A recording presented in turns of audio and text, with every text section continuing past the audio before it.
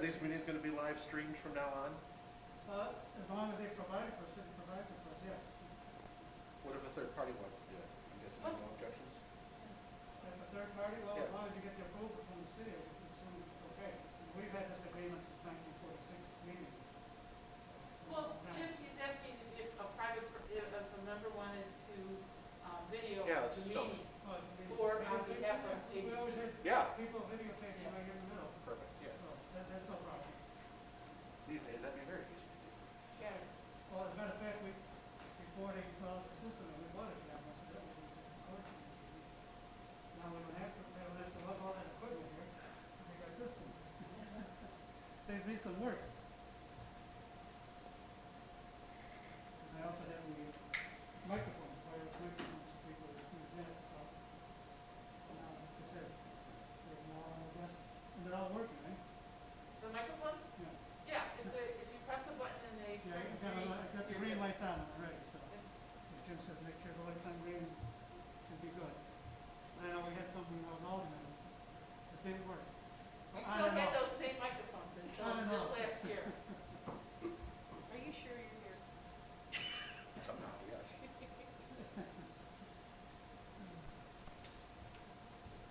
Could do the old Socrates trick. The only thing I know is that I So know. I was gonna have you speak first after our meeting, business is taken care of. Okay. And, I'm I know you're not, you're not. Where is everybody else? You said you weren't gonna be the, president of the health board? I got booted, yeah, a week ago. I would still like you to talk about, because you know, you've been the last, 4 years. Well, Give us some information I'm, about that. I'm still the, Secretary? clerk, the secretary of the health, and the clerk of the township. Township clerk, right? Yeah. Okay, well, that's why I put you down. Yeah, to thanks. speak, so. So that'll be taken care of that way. Jacqueline can make it, Oh, if she won't be able to do it. And I asked the trustees to come too, because it's very new except for Ed. uh-huh. And unfortunately, Ed is in Florida. Right, right. He won't be able to speak. I figured as a senior trustee, he might want to give an update on this, the trustees are doing. Yeah, he has a wealth of information, because the new ones, they haven't had an Right. orientation and stuff. They haven't sat down on the chair and Yeah. voted aye or nay. But we, Of course, when Bob Pecker was president, he didn't have to vote at all. He voted aye, nay, and passed. Hello, Bob.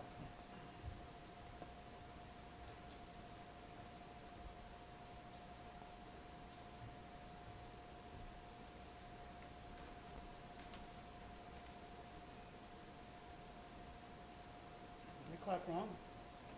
I heard footsteps.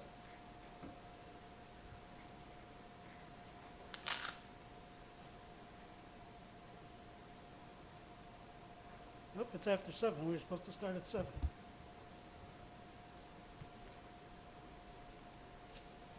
Does that clock not get reset? Yeah, I guess not. That's why I looked at it, I said, is that right? Am I here early? Oh, Julie's here. Hi, Julie, how are you? Good to see you.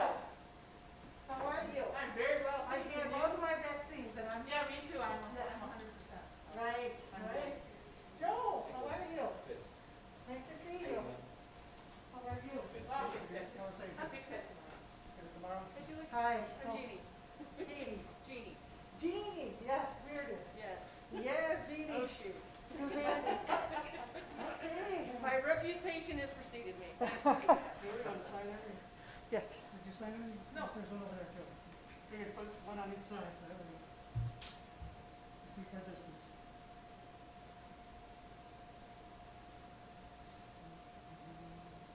And you can have a pencil too, so help yourself to pencils. Now you gotta find a sharpener, or pull out the knife. Roll with me. Right, right. Just use the knife. Just get a box cutter, there's no problem with that. Yeah, well, See, that's just as good. that one and that.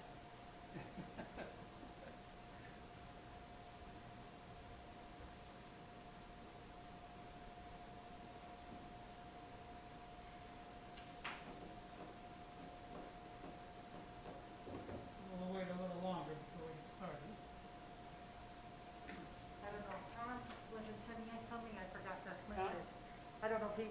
forgot to mention it on Tuesday when I saw him, Which town?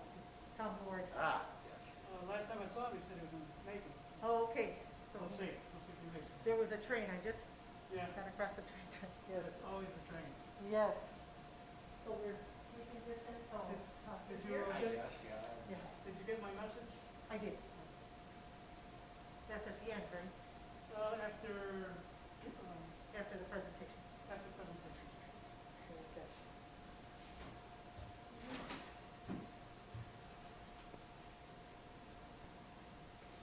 I stopped by your office today around lunchtime. I guess everybody was out for lunch. Nobody was in the office. Then I called. They said you were in a bunch of meetings. Oh, yeah, Sandy, You said made you- sure that I was reminded of that. Yeah, but I said, is it on the calendar? I said, I don't see it on the calendar. I said, uh-oh.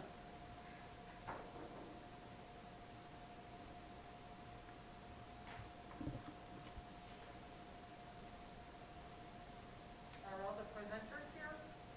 Not yet. Oh, okay. We got two. David's coming a little bit later.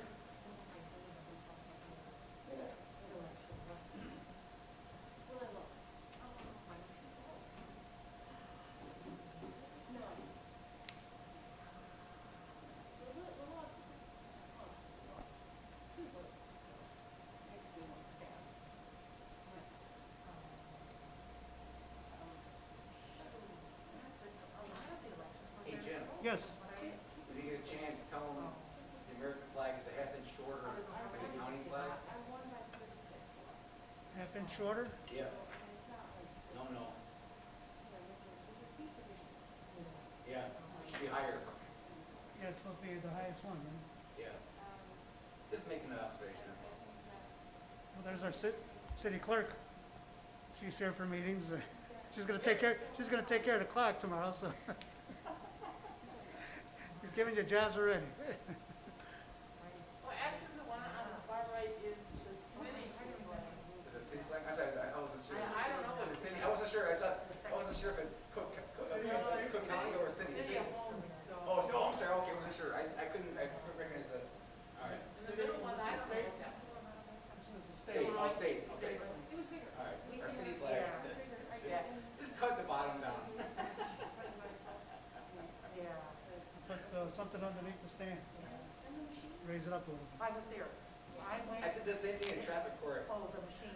You did? I literally missed that. But you made an announcement about the flag being, That Huh? was very accurate. you made an announcement about the flag being Yeah, I short? got my ticket. I says, hey, by the way, the flag is incorrect here. If you want to make a note later on, after I get my I ticket. don't know. So did they find you guilty? The girl behind was like, really? Really? You came on board already?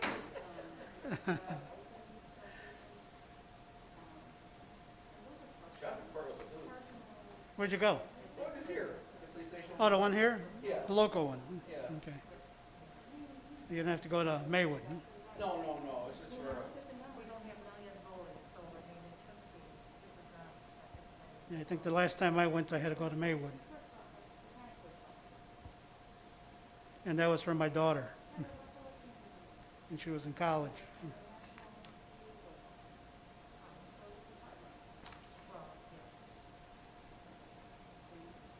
And she was stopped on Cermak, and somebody hit her from behind, and she forgot to have her insurance card with her, so she got a ticket for not having an insurance card. And we don't know what the other guy got. So, but it was thrown out. I showed him the card.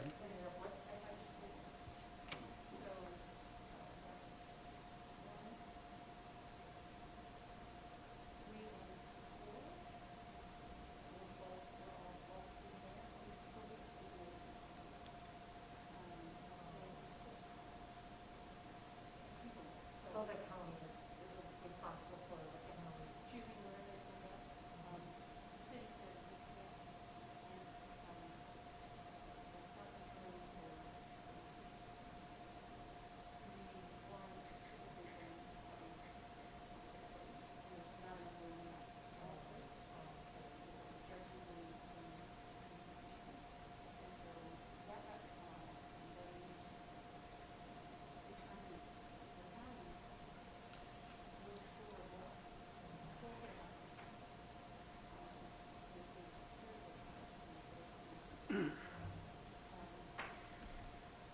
long as we have some time, are there any programs that you feel we should present Yes. for our members, for the city? Any programs that you think we should present to in behalf of the city? It might be interesting. So if you can think of some ideas, something that we could present. We've done some trips. We did a history tour, bus tour. We did the art tour. All the wall murals that have all of a sudden started coming up in Berwyn. What else do we do? Well, we had a lot of milestones last year that we could celebrate. Right. Well, the Berwyn Park District had their 100th anniversary last year. They're going to have their 101st celebration this year. So to have Sandy Fate come and talk about the history of the park and her plans for, beautifying the parks. She's got some great ideas, and they have new park commissioners that were just installed. Right, I saw that on, Yeah, that would be interesting. Fillmore, Pillars over on Windsor Avenue, they also celebrated their 100th anniversary. They were started by Dr. McNeil and the Berwyn Health District. Okay. And we worked, like I was there, but the organizations worked together with LaGrange Women's League and started Fillmore. And we all remember that name. That was a name around Berwyn for a long time before it changed to Pillars. So that would be an interesting thing, talking about mental health and how things have changed over the years, and also celebrating our connection with that organization. Well, A.B.C. is also celebrating 75 years of existence. I was president, we celebrated 50. I was president, we celebrated 65. And now I'm president again when we celebrate 75. So we'll see if we have something, maybe something small, a little celebration just to make note of 75 years of service. So, anything else? Anything over here?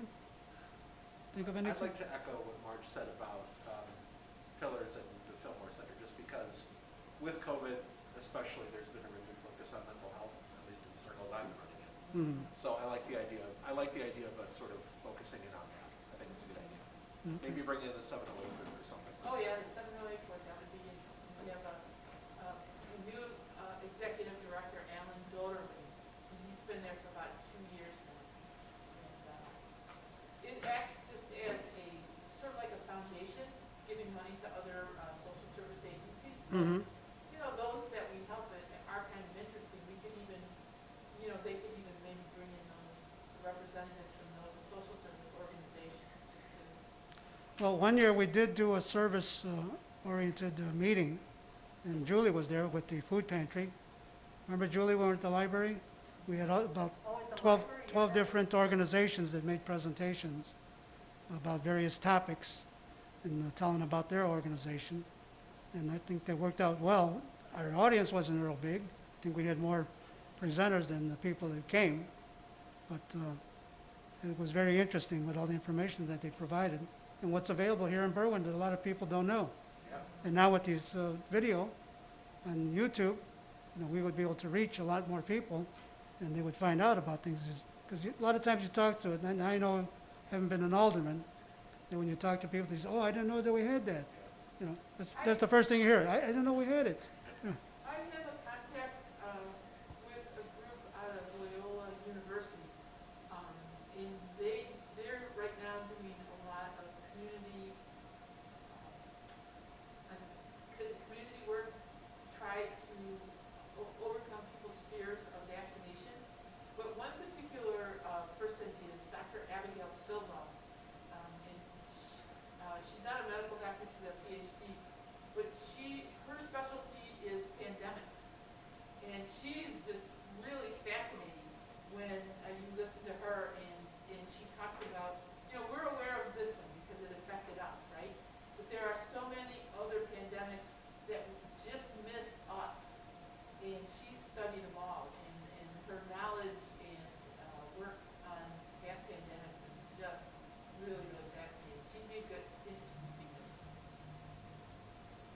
right. So we'll have to keep in mind some of these things and see what we could do about working on them, doing a program on them.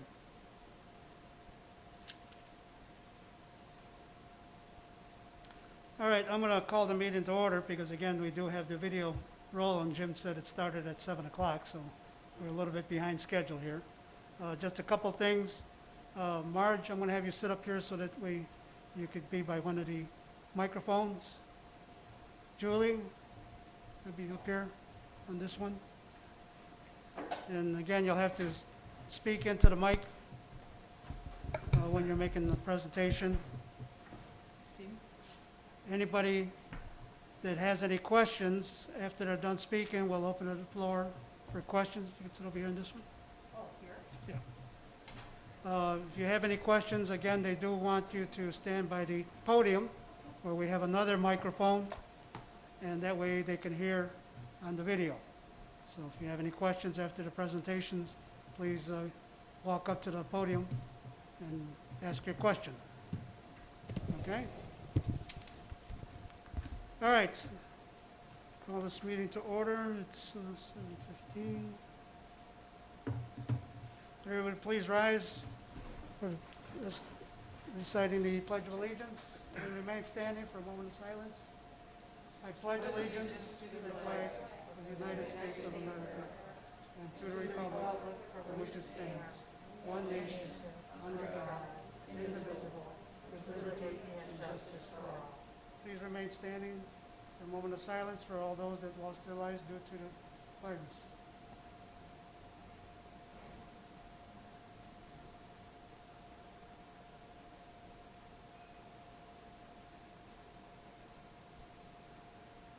Thank you.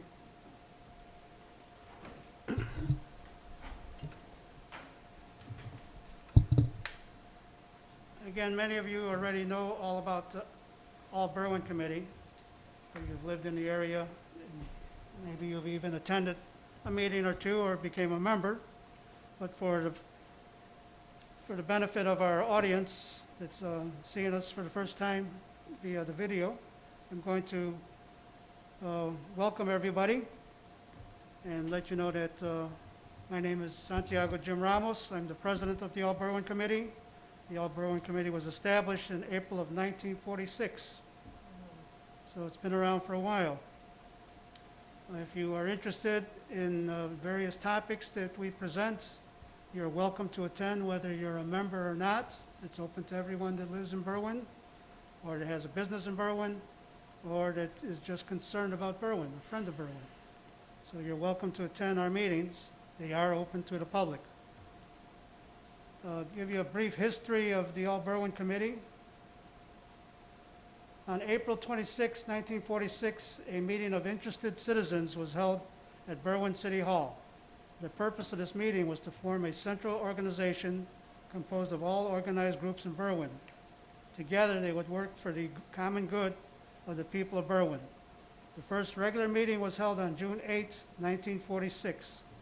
The attendees at this meeting represented 40 community organizations, and they decided that the Berwyn Committee, A.B.C., would be non-political and non-sectarian, and its purpose would be to ascertain, study, and recommend projects for the betterment of the community. This organization was so unique that William Minor, staff writer of the Chicago Sun, described A.B.C. as the most unique organization encountered anywhere, and likened it to a community parliament. So again, Berwyn Committee has been around since April of 1946. And just to read you a little bit more about the history here.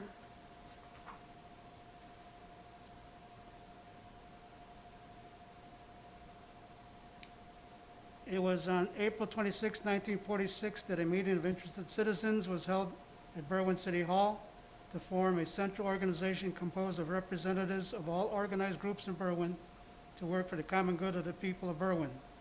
Of the 77 organizations invited to this meeting, 18 groups represented by 30 people were in attendance. Temporary officers were elected, and they drew up a program for the first regular meeting, June 8, 1946. Now, these are some of the problems that they faced back then, And these are some of the same problems that we're facing today. Problems confronting the city of Berwyn: elevated crossing, juvenile delinquency, utility rates, community protection, adequate transportation, garbage removal, public ambulance, traffic controls, street lighting, and safety ordinance. So even back then, a lot of these things that we see and complain about today here in Berwyn are still around.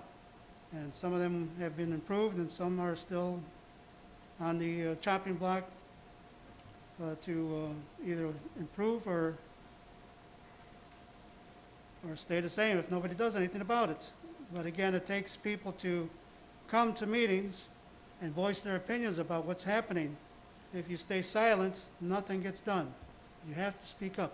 You have to speak up and let people know how you feel, and hopefully our representatives, our elected representatives, will listen to us and do things that they should be doing.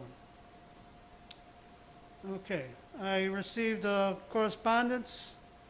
Correspondence I received from the organizations that we donate annually to. St. Leonard's Food Pantry sent us a thank you note. Happy Easter, this day the Lord has made. Let us rejoice and be glad in it. Please receive a warm and sincere greeting from St. Leonard Food Pantry. In this Easter season, we were reminded how God brings new life and possibilities from difficult situations, even from death. This year has certainly held challenging times for many of our neighbors due to COVID-19. Your generosity has represented a sign of life and goodness to people struggling to get by. In addition to food purchases, your monetary gift allows us to aid families with utility bills, partial rent payments, or gift cards. As we celebrate the good news of the resurrection, we wish to thank you for your generous gift to our food pantry. Wishing you a blessed and joyful-filled Easter season, Julia O'Reilly Castillo. And Julia's here today. Another correspondence we received from the Berwyn Library. On behalf of the Berwyn Public Library, and specifically the Summer Reading and Fairy Tale Ball Committee, I want to thank you for your generous donation to our summer programs. Thanks to support from sponsors like you, we've been able to put together an exciting summer reading challenge that not only encourages community members to read, but to explore the community and engage in other literacy and learning activities. Your support specifically will also help us make our 10th annual Fairy Tale Ball on August 25th a truly spectacular celebration of imagination and magic for hundreds of children in Berwyn. Without support from our community, we could never accomplish projects as exciting and impactful as Summer Reading Challenge and Fairy Tale Ball. Thank you again for your support. We're so grateful to have you as fairy godparents this year. That was from our Berwyn Public Library, which we also donated to.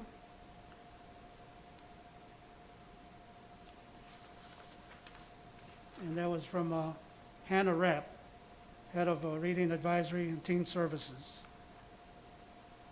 Christian Life Center. Christian Life Center again sent us a note. Thank you for sending a $100 donation to our church. We'd like you to know that we will designate the funds to our food pantry and its needs. It is by the grace of God that we can serve the people of this community, and to Him be the glory. God bless you and your organization in 2021. And that's from David Tinberg, pastor at the Christian Life Center. And the last one that I received was from Toys for Tots.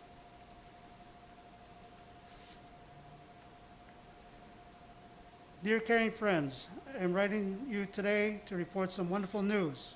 Thanks to the generosity of kind supporters like you, the hearts of over 7 million less fortunate children were filled with joy last Christmas.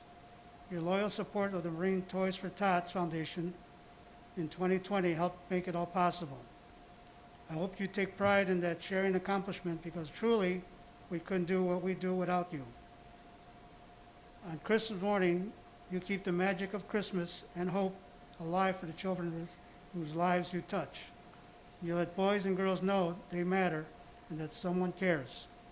And for parents who are struggling just to put food on the table, your gift is a blessing, a reminder of the goodness that exists in the world.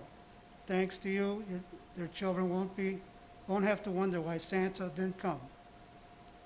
And that's from Toys from Tots. James Laster, Lieutenant General, USMC, retired, President and CEO. So those are the 4 correspondence that I received. And again, those are the organizations that we decided back in 2020 to donate to. And I think they're good causes. And it's nice to get a thank you note from them too. Okay. Next, we're going to have our township, what would it be, clerk? Clerk, supervisor? Jim, maybe you want to let Julie go first, and You want her then to go maybe first? David will be here by the time her presentation is done. Okay, all right. All right, then if we're going on to Julie, You let me don't just mind, do you? begin. that's okay. I'll begin first by saying that we do have various food pantries here in Berwyn. And again, many people are not aware that these food pantries are available to them. We have the Catholic Charities at 1400 South Austin. They have various days, Monday and Tuesday, that they pass out food. We have TSA Templo Laramie Pantry, 2337 Laramie and Cicero. We have St. Leonard Church, which passes out food on Tuesdays, every Tuesday of the month. We have Beyond Hunger Food Pantry, First United Church, 848 Lake Street in Oak Park. And they do serve Berwyn. They pass out food. What else do we have here? Christian Life Center. Christian Life Center, 3409 South Grove. Ebenezer Christian Church, the New Life Church, 1300 Harvey in Berwyn. And Beyond Hunger Food Pantry, United Church, that's the same one. Okay, 848 Lake Street. Now, I was curious to look at what they cover, areas that they cover. Catholic Charities, they service western suburbs, so any western suburb, they cover that. Templo Laramie Pantry service Cicero and Berwyn. St. Leonard's Church is Berwyn residents only. Cicero Berwyn Stickney, CBS, serves 60402 and 60804, so that's Berwyn and Cicero. And Beyond Hunger Food Pantry, they serve 60402, so they serve Berwyn. Christian Life Center, currently, I don't know if they opened up again or not. They have, yes. Okay, they're open. So they serve Berwyn. I don't know if they have any other areas that they cover. And Cicero. And Cicero? Yes. Okay, because it's not on the list here.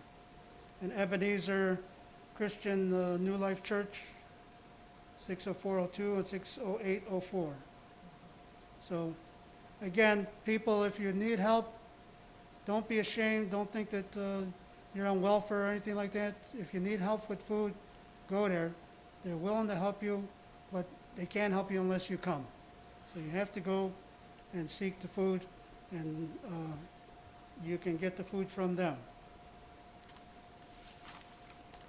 The YMCA also has a senior program that they pass out food for seniors. You have to be at least 60 years old, and that's on the first and third Thursday of the month. They pass out food. Right now it's a drive-through pickup, so they come right to your car and they bring you the food that they dispense. And again, that's on the first and third Thursday of the month. Okay. All right, now I'm going to let Julie, who is the director at St. Leonard's, speak on the mission at St. Leonard and the food pantry. Julie? Thank you. Santiago, thank you. And just following up on what Santiago was explaining, I do have schedules here for the food pantries that service Cicero and Berwyn. So if anyone would like that when you leave, I have plenty of copies, and also I can send that electronically if anyone would like to receive it electronically. Yes, we would love for you to share this information with people that you know, with your communities, with your networks, so that people get the food that they need. I'm just going to make a comment. I don't have my mask on because I'm fully vaccinated and 2 weeks beyond, so just so I have great respect for the mask, but right now I think that we are, you know, Well, we have given enough safe permission to distance. not wear the mask if we've been fully vaccinated, so I did want to explain that. So I just wanted to say a few words. We have a food pantry at St. Leonard Parish, 3318 Clarence Avenue in Berwyn. Our food pantry has been serving the community for about 35 years. And so we are open on Tuesdays from 1 to 3 p.m. We service residents of Berwyn. We're a small food pantry, that's why we kind of limit our scope to Berwyn residents. But we always provide people with this list and encourage them to take advantage of the other food pantries in the area. We are only able to give out non-perishable items, canned goods, dry goods, and number of these food pantries are affiliated with the Food Depository, the Greater Chicago Food Depository. So they are able to distribute fruits and vegetables, dairy products, meats. So we do encourage people to take advantage of these services in the community. But we kind of see ourselves as a little niche there in South Berwyn. And again, we service anyone who lives in Berwyn is welcome to come to our food pantry. Due to the pandemic, we have no limits. You know, if someone needs food every Tuesday, they're welcome to come every Tuesday. So we're there, we're outside. We've been outside for the most part all year in the alley right outside the office area along the west side of the church. And so our mission is basically, it's an outreach of our faith community. We feel compelled that, you know, our faith calls us to serve others, and so we're there to serve anyone who has a need for food. Our food, we get a number, like the schools in the area, our parishioners, other churches, so many organizations support us with food donations. So thanks be to God, we have been able to keep up with the demand. We also are blessed with donations, as Santiago said, from the A.B.C. committee, from the health department. You know, we've received a number of donations, financial donations, monetary donations. And in that case, in addition to food, we're able to help people sometimes with a utility bill or with a partial rent payment or, you know, transportation needs, a gift card. So we do our best to serve the community with the needs that they present. And I really see it as a collaboration, you know, with the school district, with McNeil Hospital, again, with the health department. I mean, we see ourselves as kind of a member of the community that works together with other entities in the community. So please spread the word.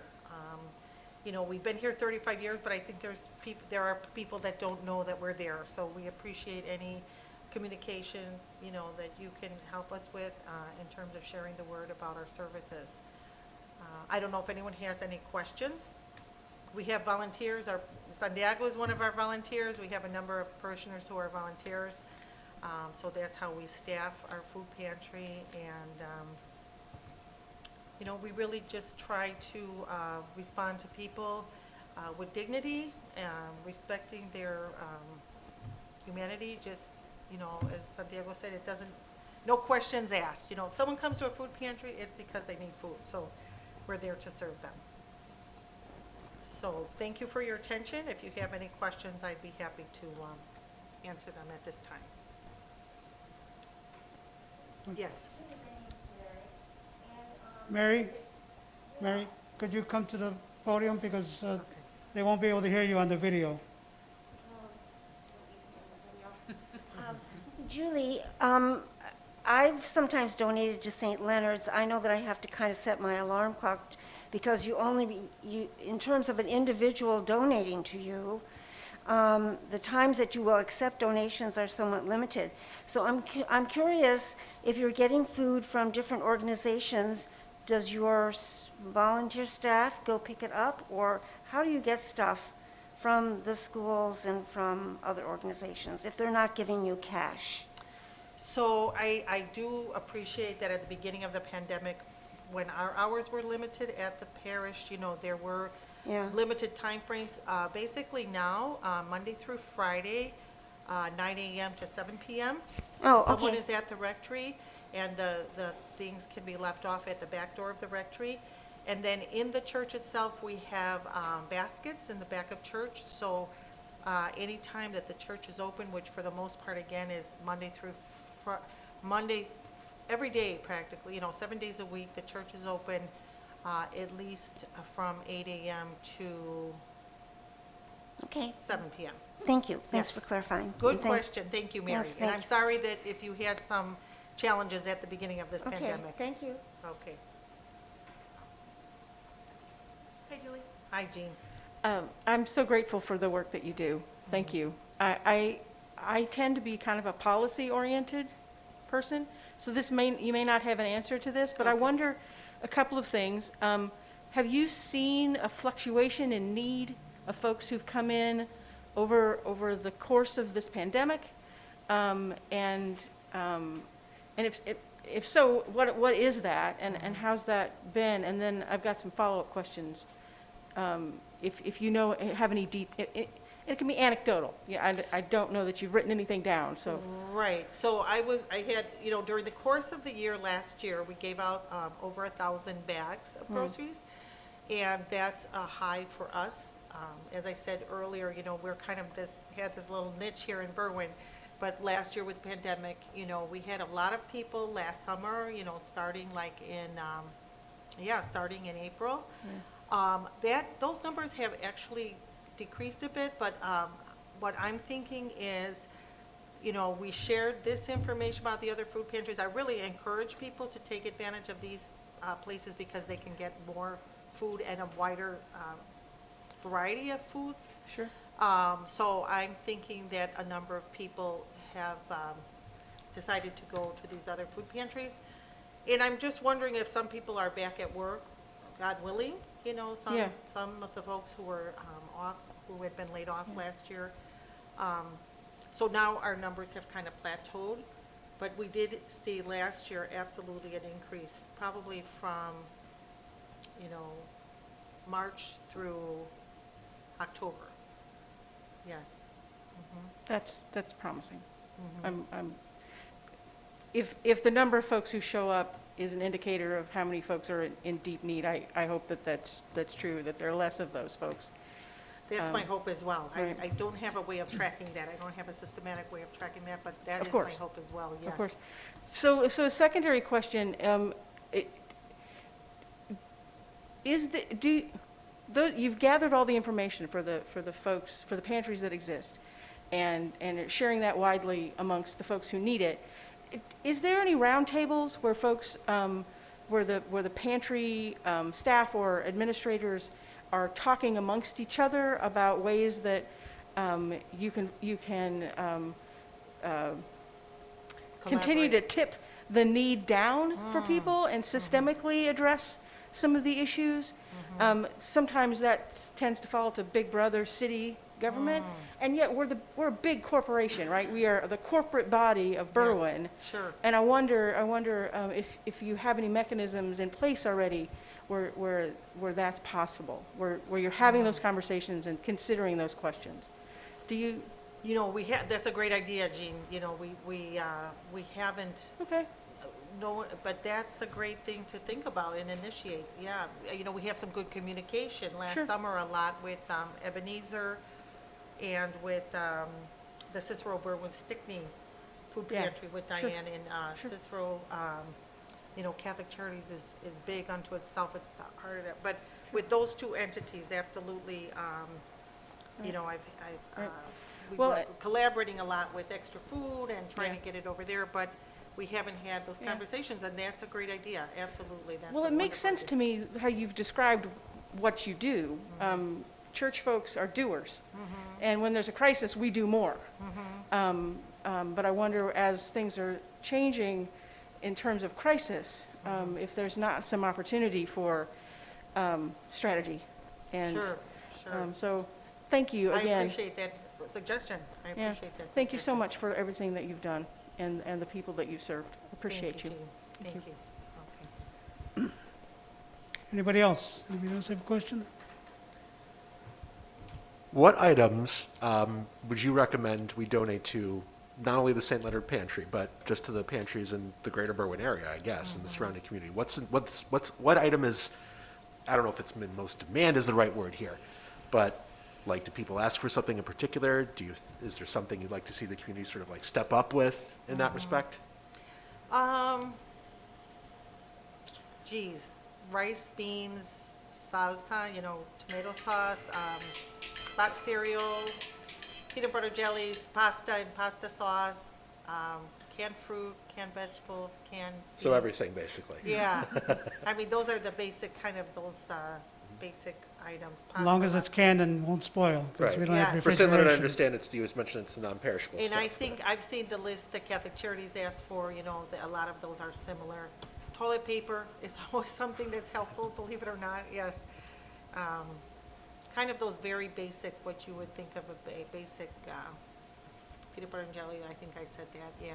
But Okay. those Latin, you know, rice, beans, and spaghetti, and sauce, just the regular tomato sauce, those are very helpful, yeah. Beyond, I guess, non-perishables and other items, anything else you'd like to see from folks in Berwyn, the ones who do have and who maybe could give more? Well, one of the things that was interesting last summer, a couple folks, two people in particular, approached us. They had gardens and they had an excess of their vegetables. So they were bringing vegetables on a weekly basis, fresh vegetables. And there's nothing like a fresh tomato, right, Joe? Yeah. There's nothing like a fresh tomato, you know. So that was a real gift to be able to give people fresh vegetables. And again, we have no refrigeration, so it would have to be the type of thing like Tuesday morning, someone would drop it off and we'd be able to give that out. So Okay. But that could happen, though, in a that could situation like happen, that. yes, Cool. yes, Okay. absolutely. That would be, it's nice. That's a nice treat for people. All right, Mhm. okay. Thank you. Thank you, Andy. Mhm. Anyone else? We also, at St. Leonard's, we also have what we call specialty items, where we have certain things that we don't put in the bags, but they're there and people ask for different things. For example, coffee. Sometimes they'll ask for coffee, they'll ask for tea, they'll ask for sugar. So we usually have some of that available for them, and they can get that from us too. Not always, but most of the time we can help them out. So any specialty item that you could think of that people might be interested in, that's also needed. Yeah, yeah, those are definitely popular items that people ask for. And every once in a while, maybe cookies or something. It's always a nice treat for kids. Halloween That's not candy. a necessity, but it's a treat for families. We have a number of families who have children, so. After Halloween, we get a lot of candy donated to the food pantry, so if we get kids coming, we pass out candy to the kids, and they're happy too. Anybody else, questions? Question, no? Okay. All right, before I let Julie go, I also have applications for seniors food pantry at the YMCA, where all you have to be is 60. It's not a long application, it's just a short application.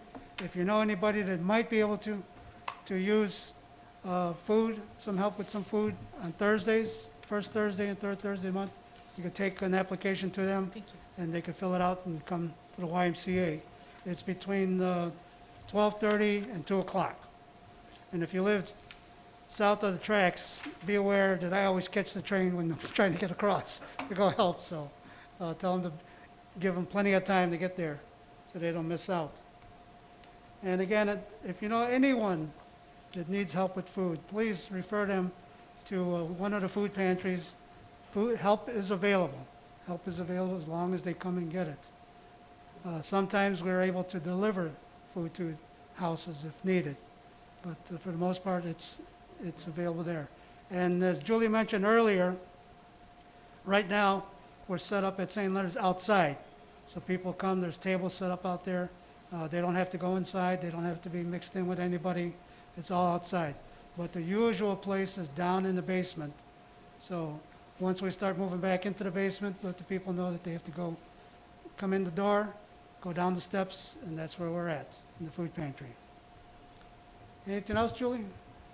That's all I just want to thank, this wonderful, Berwyn, what a generous community, truly, truly. We just are overwhelmed by the generosity. I come to the door and there are bags and bags of food that people are donating. So thank you all of you Berwyn residents, there's such a generous spirit here. So since the pandemic started, it's just been nonstop. Truly, truly, truly a statement of the spirit that's here in Berwyn. I'm honored and, how should I say, it's overwhelmed by the generosity, yes. Mhm. So thank you, Santiago, for the opportunity You're welcome, to speak Julie. tonight. Well, I felt it was important to get the information out. Thank you. Okay, Okay. we will continue. Our new township supervisor has arrived, and just in time to let us know what is going on in the township and what he hopes to change and improve, and new programs that he might be considering to start. Our new township supervisor, David Avila. David? Hello, can people hear me? Yes. Sorry, I know I'm a little soft-spoken. First, I do want to thank the A.B.C. committee for holding this. I think it is vital, it's important, so that's awesome. It's, how long has it been? 50, how many years? For ABC? Yeah, 75 years. 75 This is years. our 75th anniversary. Wow. And thanks for keeping it going. Thanks, former Alderman Ramos. You're my former alderman, one of the best aldermen, I think, in the city. It was funny, I was telling someone about how sometimes you'd get the graffiti, check it, report it, and then get it cleaned off before the resident even knew it was there. That was my wife and I. We went out there and cleaned up garages in the neighborhood. Well, thank you too, Patty. So yeah, it's great to be sitting here with Marge Paul, our clerk. I know these last 4 years, working with the board, with the township, as everyone knows, I was the township assessor, and for almost full 8 years. So from that, I think a lot has come through, where we've had so much stuff going through as far as appeals, PIN numbers, exemptions, array of things, landmarks we're helping people out with. And so, we built the website to make it more friendly, had an email blast to let thousands of people know about their appeals. That's all under the township. As the township supervisor, I oversee that part of it. And, that's a big asset for the township. The township, as it stands now, there's the primary functions is for, administering general assistance for qualifying residents and the township assessor. And so, just as any elected official, and we all know elected officials, and some are active and some are not. And so it's really what you make of it, right?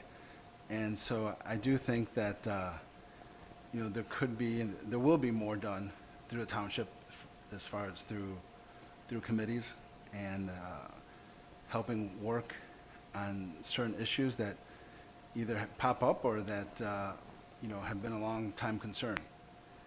And so with that, you know, there's, in DuPage, there's a peer group review that actually, through their youth committee, they have other peers, juveniles, judge their own peers as things come up, as juveniles get in trouble. That's something that I'd like for us to look into doing here, possibly. I mean, it's not something that is for sure gonna happen, but the whole thing is looking at what other places are doing, right? What's Schaumburg Township doing? What's Lyons Township doing, you know? And sometimes you don't have to replicate the wheel. Sometimes you can see what someone's doing excellent and bring it over here. And I think those are some of the things that we could do over here at Berwyn Township. I think more of the stuff that could be done here is through general assistance. That's, you know, I know Schaumburg Township actually has an emergency relief line item that's able to help people that are, you know, have an unexpected emergency, and they actually do a lot to help out people at the moment crisis. And I think that's something that Berwyn Township should be doing, that we could do. So that's going to take, you know, us to put the line item in there, allocate the funds that are already available, but into that line item, and then working on that. So those are some things that I think to start off with, as far as the township goes, that could be done and that could be worked on. Well, I'm going to jump in here and maybe start from the beginning, because many people are confused about township government. And township government is the oldest form of government. It was started back when there was just vast territories, and you know, you had to figure out how these territories were going to be organized. So they started townships, and then they went on to villages. As more and more people came together, they needed smaller units of government. And over at the corner of 26th and East Avenue, in that building, the Health District building, there are actually 4 taxing bodies that sit on that second floor. We've got township government, we have GA, General Assistance, which is also a taxing body. We've got the 708 Mental Health Board, which is a taxing body, and of course, Berwyn Public Health. So the Berwyn Township is interesting. Here we're a coterminous township. That means that our boundaries are exactly the same as the city of Berwyn's. If you go to a Township of Illinois conference, you're going to meet a lot of townships where they'll have hundreds and hundreds of square feet of property that they overlook, and maybe they'll have 250 people in their township. And what we have is 4 square miles with 56,000. Well, we don't know what the 2020 census will bring in, maybe about 53,000 people. So it's kind of odd when they talk to us and they hear about Berwyn Township, and you say, well, we're 4 square miles, but we've got a lot of folks. It's just the opposite of what some of those larger townships have, right? So Berwyn Township was part of Cicero Township, and it broke away. Actually, Berwyn Township, well, the health department actually celebrated its 100th anniversary in 2020. It was started after the Spanish flu pandemic, and we didn't get to celebrate, so I hope that's one thing that we'll be able to do now.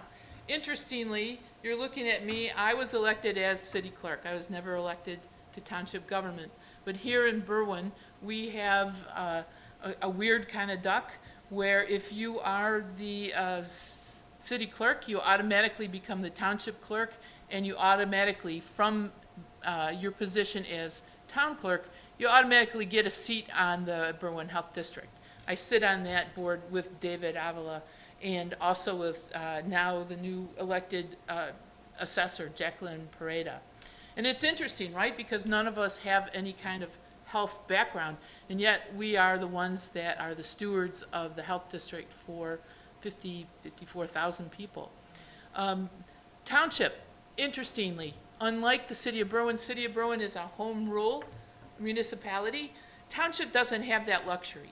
We are under the township code, And the state statute actually delineates what kind of duties we have.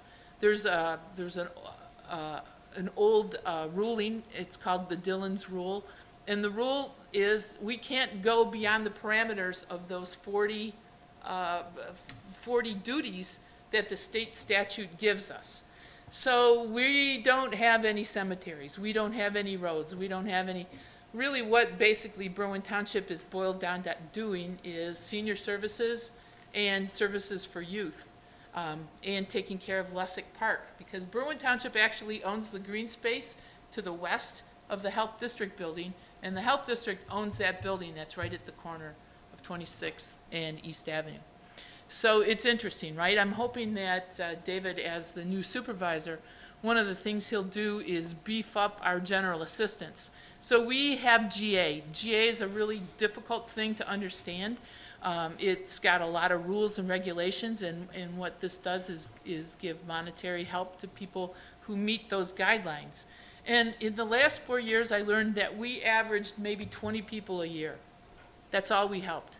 Maybe they didn't know that we could help them with financial assistance. So I'm hoping that our supervisor will be able to promote that and let people know that we are there and we have those financial funds. He mentioned a little bit about it. One thing cool that we did that kind of segues into what my friend Julie Castillo O'Reilly said is that the township was able to do the lunch bus. And that was sponsored by the Greater Chicago Food Depository, which is a theme that runs through all of the food pantries here in Berwyn.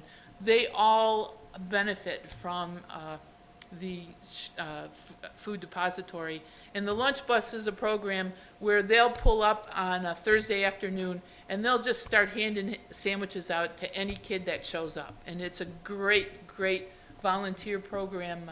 Eddie Espinoza is one of the best volunteers ever because he's there religiously passing out, helping people keep in line. During COVID, we still sponsored that program, and we were giving boxes of food out to families because they were standing in line. And just like St. Leonard's and Ebenezer, we were able to help in that way. Some of the things that the trustees were able to do, they bought a lot of masks, right? And we also had a few programs where we honored our hometown heroes, our police and fire department. We tried to do those kinds of things. David, back in the past, was a big promoter of the farmers market, right? So that was something I'm sure he probably, as supervisor, might try to bring back. If the people want it, Yeah. if the residents want it. So the township, I think we have 3 new trustees. We have Mirabel Zapata, we have Tomasa Abriz, and we have Jesse Miranda, along with Eddie Espinoza, who's going to be pretty soon, I think, one of the longest serving trustees in Illinois. He's been there forever. He knows the history. I wish he was here, but he's on vacation, so I wish he was here to be able to fill in all the gaps that we haven't been able to acquaint you with. One of the better things that occurs over at the health district is, or the corner, is the health district. And like I said, Jacqueline and David and I are going to sit as the health district board. That also has rules and regulations. One of the things that I'm looking forward to for the David in his capacity as supervisor is to really open the windows there and bring in some fresh air. David and I were very frustrated this last year during the pandemic because the township or the health district actually had a very healthy monetary reserve. Unfortunately, any kind of program that we recommended was never put into place because Beth Peckus was a supervisor. And as supervisor, she was also the person in charge of all the employees over at 26th and East. And so you could come in with a good idea, but you wouldn't be able to get anybody to put that into implementation. It was really very frustrating and hard. One of my early conversations with Beth in January of 2020 was what we were going to do to confront COVID-19 and the pandemic. And it's stunning to me that we weren't pulling together a robust response, because that was our history, right? We were founded after the Spanish flu, and here we were 100 years later with this pandemic. So what we were going to do.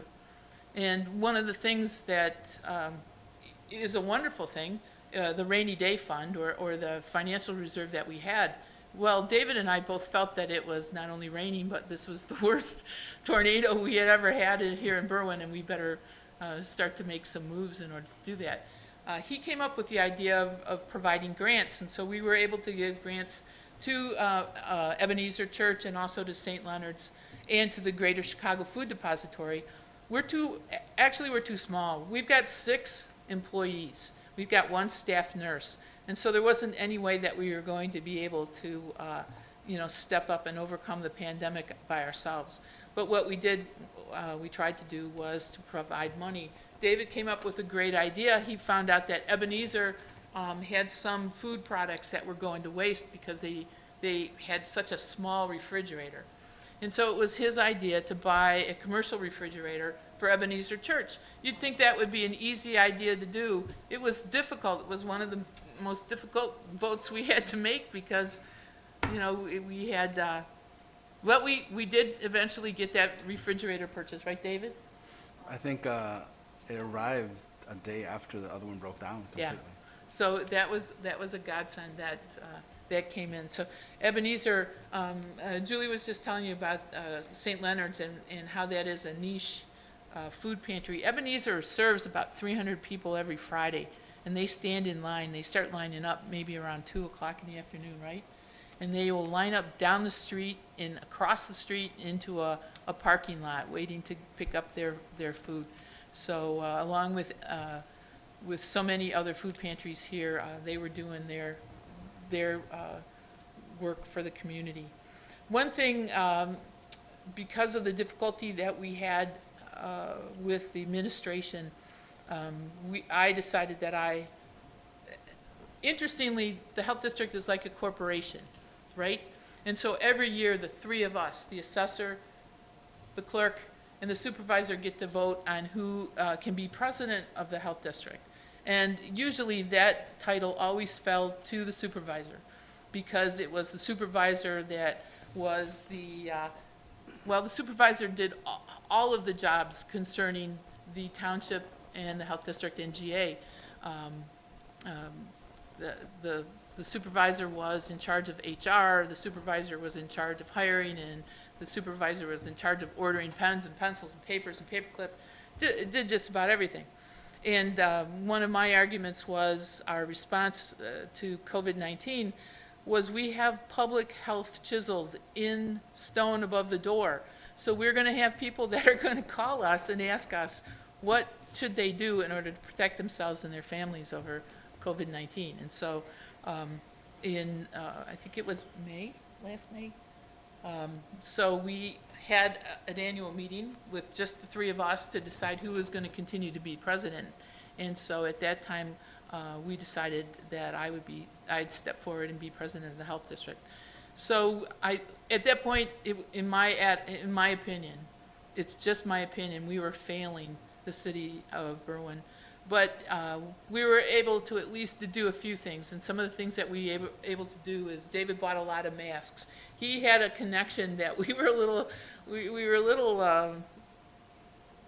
fearful of. He had a connection in China, and we could get some N95 masks that we could distribute. And so the price was right. The price was so phenomenal that I didn't think we'd ever see those masks, but lo and behold, he had a good connection, and we did get those masks that we were able to distribute to places. The other things that we did is I was able to do the very first drive-up COVID testing over at the library. And then after that, the city was able to do that and find a private lab that would do it on a daily basis. In the interim, that we teamed up with Loyola University, and they were able to do COVID testing over at the health district every Friday. And so we were really opening up our doors to services that we hadn't been able to do in a very long time. We also did drive-up flu shots. And that was an interesting argument, David, you know, because we had this nest egg, right? We had this emergency fund. And here we were facing a twin-demic, they called it. People were going to have the flu and perhaps have COVID at the same time. And our hospitals were already full. And so one of our members on the health board wanted us to continue charging for flu shots. And the health district, you know, basically charges you $60 for a flu shot. And my argument was, we've already paid for those flu shots through our taxes, so why are we making people pay for them again? Well, we have administrative costs. Well, who cares? It's raining, it's storming, we have a tornado out there, we have a pandemic. For crying out loud, let's give away free flu shots. So we've been giving free flu shots, and I hope that that continues, because it's certainly, we've already paid for it. So why are we not doing that, right? One of the programs that the health district has is Vaccine for Children, which is really a good program. Unfortunately, one of the problems that we have is because we're so small. I mean, over the years, there was a medical director that was on staff and who actually gave school exams to kids on the premises. Well, we haven't been able to do that, and one of the complaints, or one of the reasons why, was the cost. You know, how are we ever going to afford medical malpractice insurance? Well, so we gave away that. We fund Alivio Medical Center, which is a lovely, wonderful place. They're doing all of our well baby exams and school exams when we used to do it in the past. And so perhaps, you know, that's something that we can bring back in-house, which would make us a viable organization again. One of the things that the health district can do is eyeglasses for kids. David brought that project back. But again, we can't do it on premises because we're too small. And so we farm that out. So the health district sometimes, when it's not a pandemic, acts almost like a foundation where we take your money and we give it to somebody else to provide those services, which is kind of sad. So I hope that maybe some of David's plans would be to bring that back. We were able, during the last year, to be qualified as a vaccination provider. That was hard, because not only did we have to get approval from Illinois Department of Public Health, but we also had to be approved by the Center for Disease Control. And so the application for that took a couple months. Finally, in December, we kind of got the green light. But because we're so small, we're actually not a certified health department. We are a health district. And in the 1960s, the state legislature determined that health care was better rendered through the county system. And so we are sort of under the wing of Cook County Department of Public Health. The interesting thing is that we're always overlooked. We are definitely under the wing of Cook County Public Health, because we're always overlooked by Cook County Public Health. One of the difficulties we had with vaccinating our neighbors was that we were going by Illinois Department of Public Health rules that said that if we were to get vaccine, we would only be able to get an amount where we would vaccinate 1,000 people a week. Well, we started to work with the city of Berwyn to try to set up a vaccination site, and it was horrible working with the county. It really was. We were trying to go through the county emergency services, only to learn at a late date that county emergency was no longer in charge. It was Cook County Department of Health and their emergency services that we should have been dealing with. And finally we got word that no, even though Illinois Department of Public Health says we have to take 1,000 doses of the vaccine, we could have ordered only 1 dose. They would have given us 1. So we could have been vaccinating people a lot faster than we started out, but we did start. And you can get vaccinated over at the health district. First of all, we had a strategy where we were going to call all the seniors, because remember back early on, seniors couldn't get an appointment. They would call those numbers and they would just get busy signals, right? And so we took all of the phone numbers from all of the senior services, from the city senior services, from all the seniors who were in book clubs over at the library, to all of the seniors that were in programs at the Park and Rec. And we called them and we asked them, have you been able to get a vaccine? Come on in, we're gonna make an appointment for you. So we started to do our part by vaccinating seniors. And I hope that we are currently vaccinating mostly with Moderna and Pfizer. No, not Pfizer yet, Moderna and Johnson & Johnson. And I'm hoping that we will be getting Pfizer, because what we're gonna do is see a huge increase, particularly before school, maybe the end of July and August, because I think that there's going to be a mandate in school that all the kids coming back in September for in-person learning will have to be vaccinated. And we'll see a huge increase then and a huge demand over at the health district for vaccinations. So anything you want to add? Thank you, seriously. Marge forgot to mention that she's the one who brought Howard Brown to the health district. So that way people, can go somewhere, and I don't know if you want to elaborate on it, but I think it was great. People can go and get tested for STDs, and Yeah. they wouldn't be basically, no one would know, only that person who came in. And I really didn't think we were going to get that many people. And again, March fought for it, and a lot of times, to be honest, it was March and I voting on a lot of things that came through, and I appreciate Marge and working together with her, and so that worked out, and there were a lot of people who came, and I'm hoping that we could bring it back after there's been a bit of a hiatus because of COVID, but hoping to bring it back because I can see the importance of it.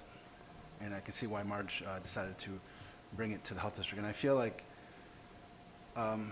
Marge did fill in on a lot. Thank you, Marge. I think before coming to the township, I did 5 years as a policy director at Cook County, and I'm more policy legislation. And as you can probably see, my weak point is probably public speaking.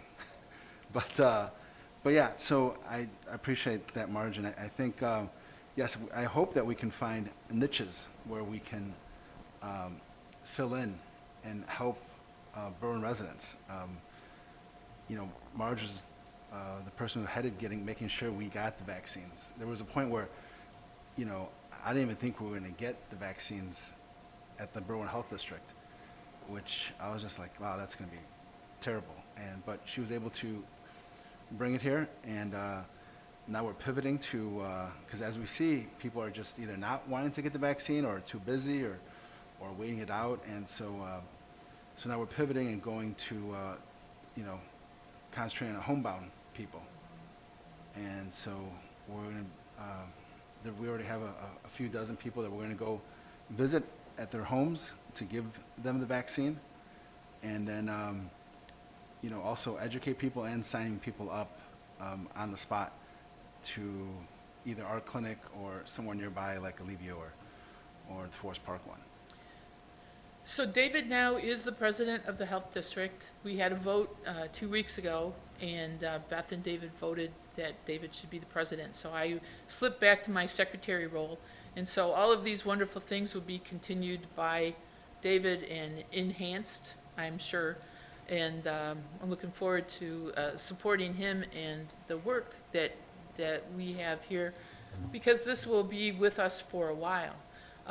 And that's a sad point, right? And what we're learning now is the difficult role that public health, difficult role and the important role that public health actually plays into our community. There's one of the things that we were most worried about, and this kind of, I'll just end with this, I can talk forever. David mentioned Howard Brown Clinic, and that's a clinic that mostly assists LGBTQ people. They have a wonderful office in Chicago. And I'm a lesbian, And so I'm sitting on the board, and I wanted to know what the health district was doing for LGBTQ people here in Berwyn. And so each of us brings that to the table when we are elected. And that's why it's so important that we have people who run for office, and that we have diverse people that are interested in running for office. Because one of the questions, too, that we constantly brought up was how are we helping the Hispanic community? You know, how do we overcome the fear that they have that they might perceive this as a public charge, you know, and go against their ability to be naturalized later on. And we have to bring those questions constantly up. And so, you know, please come and ask the health district, what are you doing for my group of people? What are you doing for seniors? What are you doing for LGBTQ? What are you doing for the black people in Berwyn? What are you know, because we are Berwynites, but we all have, you know, different health issues that we need to overcome. And hopefully, with the board that we have, we'll be working on systemic racism within public health. And after issues that arose last June, for the very first time, Berwyn Health District passed a resolution saying that racism causes physical ill-being. And so it is a public health question to confront racism whenever we're confronted by it as an organization and also in our daily lives. So that's it. Marge, thank you. And yeah, it was these last 4 years, we actually created a lot of programs. The Eyes for Education program that, you know, that Marge had mentioned briefly. You know, that program was started with, and that's the thing, is sometimes it starts from someone giving us the idea, sometimes it starts from just talking to community leaders. You know, like when we talked to Kay from Ebenezer and finding out her needs, right? And that's what we need to do, and we'll continue doing that.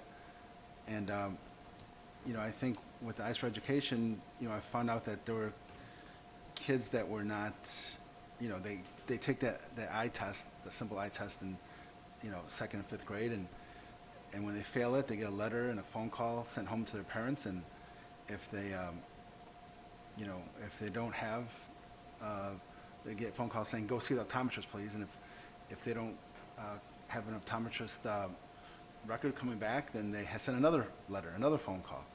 But unfortunately, there were probably about over 100 of these people kids who had never, their parents had never followed up with it for one way or another. And so this Eyes for Education program that Marge helped pass is a program where we bring a tropical optical to the school gym, and then the kids were bussed in from all over the school district. They took the eye exam from the optometrist there, then they picked out their frames and they got glasses within a month. And you know, I was talking to this 8th grader there, and he's like, I've been seeing blurry for years, you know. And I feel like those are the type of niches that we can and hopefully will do.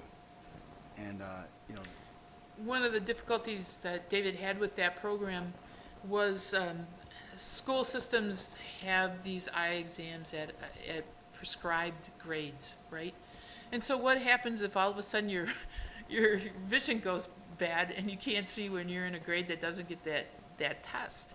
And you know, our argument is, why aren't we helping those kids? Why are we only helping kids that are like in kindergarten or whenever they have those? You know, we should be helping everybody. I was one of those blind kids in 6th grade, and once I got glasses, you know, my grades improved a little bit. I could actually see what the heck the nun was putting up on the board. So I think David has a more expansive idea of what the health district can do for the community, and I'm looking forward to working with him on that, within of course, the boundaries of what we can do, because there are certain limitations that we have, again, by state statute. So we'll see what we can do. yeah, and I think Marge touched briefly on like seniors, and I really think, you know, we could do more for seniors. I know the city of Berwyn does stuff for seniors, but I mean, so my dad, he worked for Burlington Northern for 30 years. Great railroad company, right? And when he retired, great pension, great health insurance, right? Unfortunately, someone, knocked on his door and said, hey, we'll give you, if you switch to this health insurance, we'll give you $20 at H-E-B, for groceries for the year.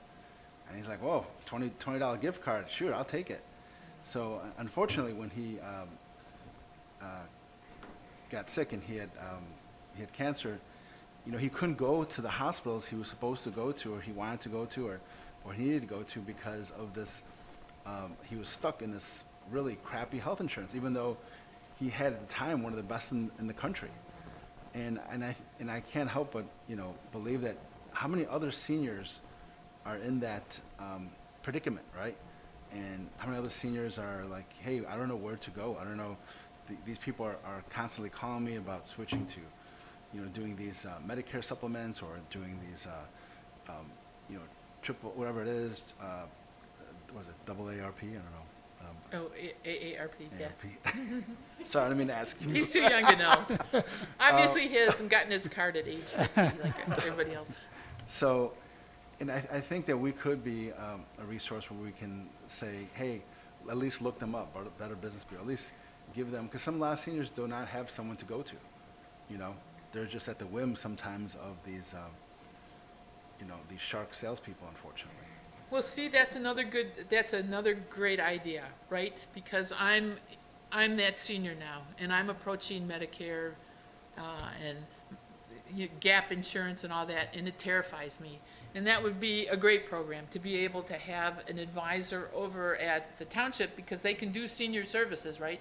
Who would know Social Security and would know Medicare and be able to guide people into making those decisions, at least the first time around, because it's scaring me trying to figure out what the heck I'm going to do when I finally make that decision to stop work and that takes over.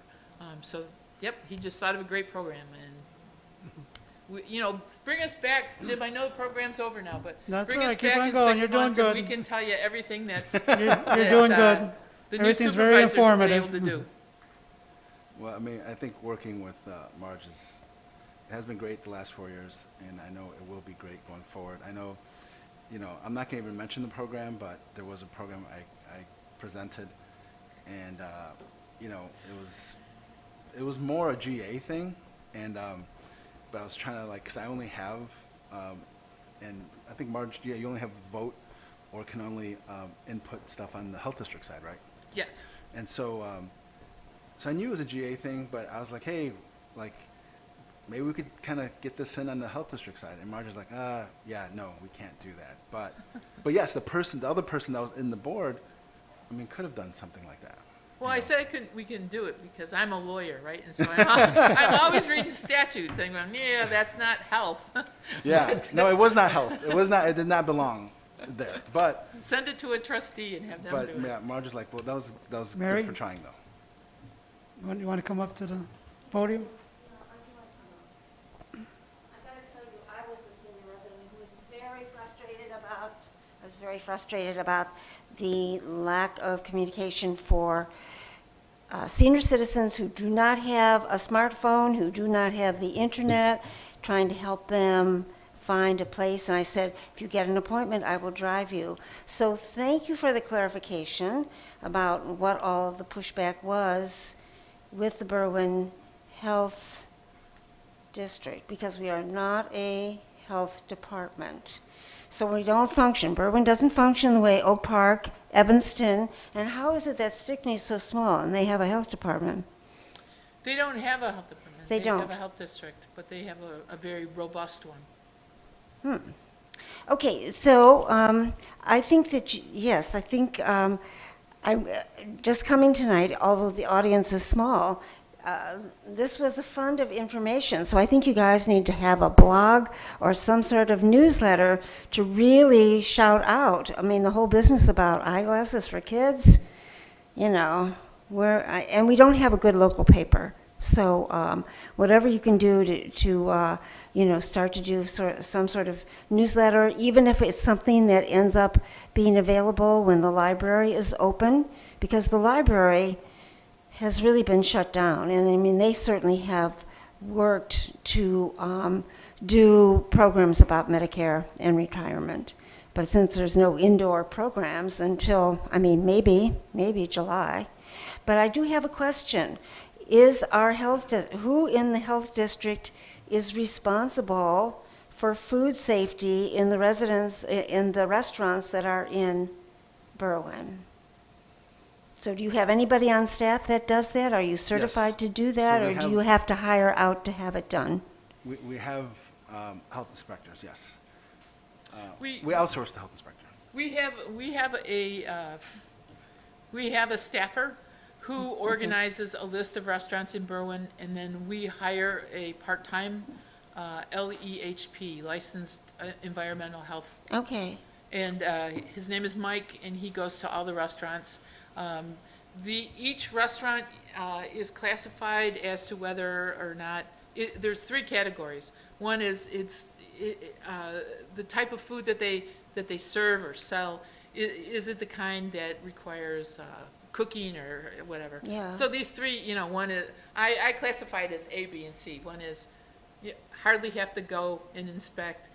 Better go at least, 4 times a year, and 1 you better get there every time because, the place, everybody's, but we do, and we Okay. get complaints from Cook County all the time, from residents who go to Cook County. And Cook County, even though we don't get enough respect from them, they send us the complaints, and we send Mike out to go and Okay. check the thing. all right. So if I really wanted to know how much of the health department budget, that would be in your annual budget, which is posted online, right? Yes. How much money do you spend to hire somebody to do that? Okay, Correct. okay. I mean, I would like to see that the Berwyn Health District actually has its own LEHP, because I don't know whether or not we have enough business. We'd have to look at that to see whether it would be cost effective. But we've received word that the fella that we do hire Okay. works full-time for another township, and that Okay. he may be retiring, So here's my story. Let's say I go to a restaurant, and within 24 hours after leaving there, I really get a really severe GI upset. Am I going to call Berwyn, or am I going to call the Cook County Health Department? Well, you can call Berwyn Health District, Okay. because we would send Mike out ASAP Okay, to I investigate would be that. hoping that you would be reacting to my symptoms faster than And, yeah, than the suburban Cook County Well, Health Department. Cook County Health, Cook County Department of Public Health serves suburban Cook County, and I can tell you that overnight, if you went to that restaurant at 8 o'clock and you became ill and you went to the website, I get that, or I used to, David will get that now because he's the health district president. I Okay. get that email that morning Okay, asking me to send out the LEHP. okay, So Thanks. actually, Cook County does do it. okay. But I guess my request as a taxpaying citizen is that I think you need to be talking the street, telling more people the good stories of all the hard work you've done. Thank you. Thank you. Okay. And that's one of the reasons why I'm glad we have the video going. We get the information out to people that aren't here, we'll get this information too. Anybody else?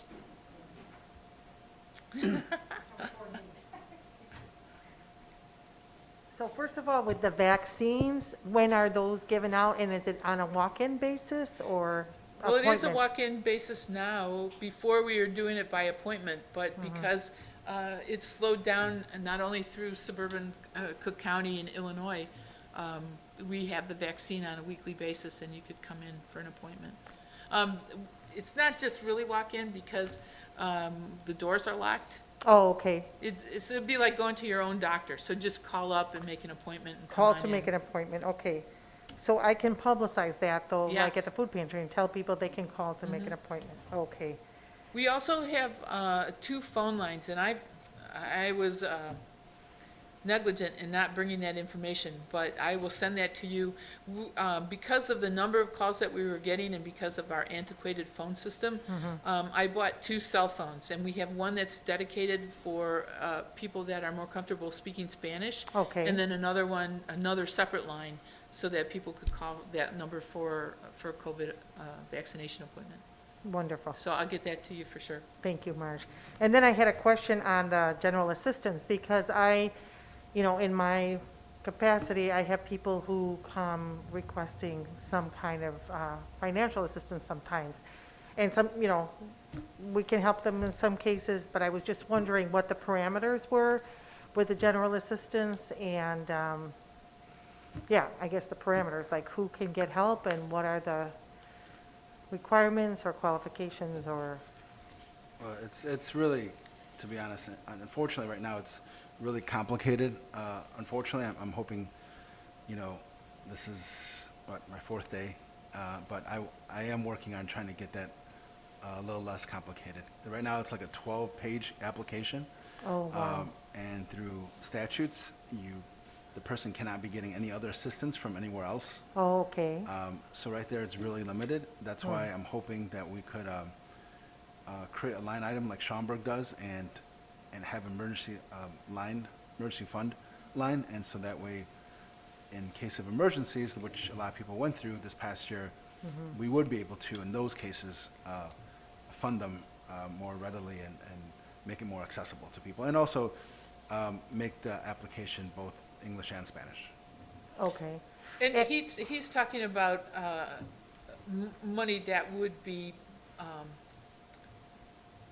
tax money that we receive, it wouldn't be GA money, because GA money is one of the big things is that you have to be a U.S. citizen, and they're very strict. That's what I on was that. going to ask you, yes. So not this even a resident This would would be be another qualified. program that the health district or the township would do in their budget, where they would have these emergency funds available for anybody who applies.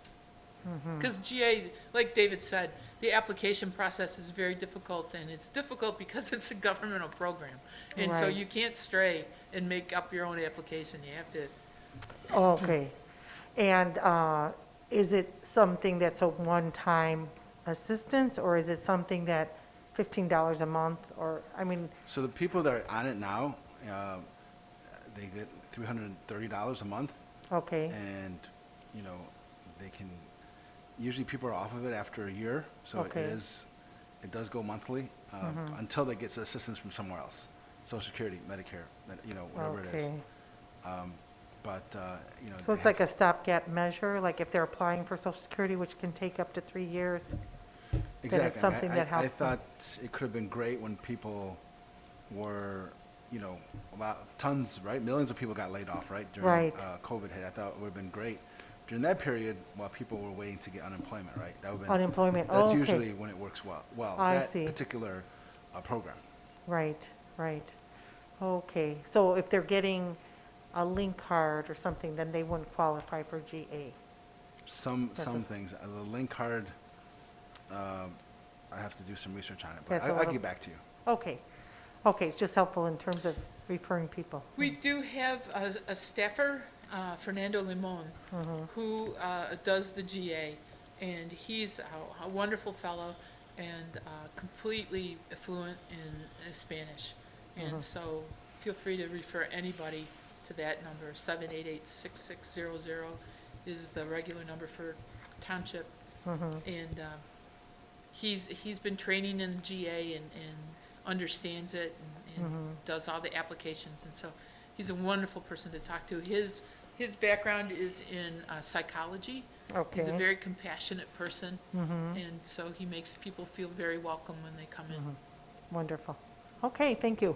That's Sure, helpful, thank you. yes. Anybody else? Questions? Okay, just a few things before we adjourn. If you were a dues-paying member the previous year, we did not collect any dues for 2021. So if you had paid previously, you were automatically a member for this year. But we will start collecting dues again for the 2021-22 year. So if you're applying for membership now, your dues would carry you into the next year. So if you're interested in joining ABC, you haven't filled out an application, there's applications where you signed in. Mary, if you didn't sign in, I believe I have your information already, so you could fill it out. Thank you for coming, and again, the crowd, the audience that's on video, thank you for watching. I hope you have enough information to help you get by better. If you need help, don't forget, reach out. Reach out, and we'll help you. Motion to adjourn? Thank you for planning this meeting, for organizing it. Yes. You're welcome. It's my Thank you, pleasure. I'm Jim. glad that we're able to finally meet again. This is the first meeting we've had in a year, since last March, so thank you for coming. Question? I make a motion that we adjourn. Do I hear a second? Second. All in favor? Aye. All opposed? Okay, meeting is adjourned. Thank you very much. Oh, no.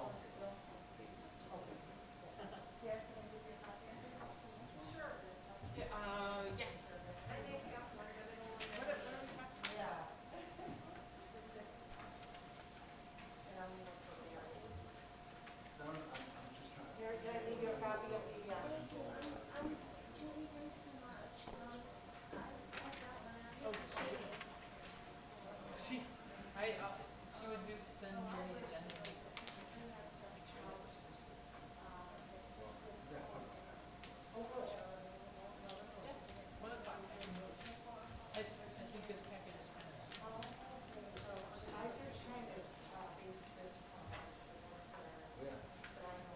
Good idea. You good? Okay, take care. Turn off all the lights here. Oh, these, You like them? you gotta hold them. All right, so you have to hold it for a while.